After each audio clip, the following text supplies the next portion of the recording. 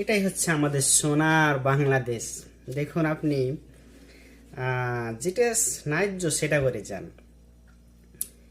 আপনি এখন এই যে এই বাংলাদেশে বর্তমান আপনি কোনো কিছু দুর্নীতি করলে সেটা কিন্তু আর কেউ মেনে নিবে না। আর এখন এই যে রামিজ স্যার হত্যার বিচার যদি আপনি না করেন তাহলে কিন্তু আপনি দেখেন সারা বাংলাদেশ জনগণের কাছে কিন্তু আপনি খারাপ হয়ে যাবেন।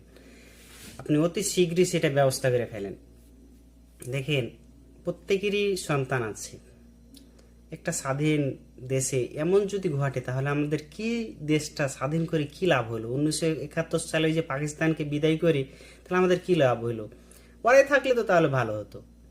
নারী নির্যাতন করতো, বাংলাদেশকে ওরাই সব কিছু চালাতো, তাহলে ওরাই থাকাই তো ভালো ছিল। তাহলে আমাদের স্বাধীন করার দরকারই কি ছিল 1971 সালটা? অতি শীঘ্রই ব্যবস্থা করেন, যত তাড়াতাড়ি ব্যবস্থা করেন।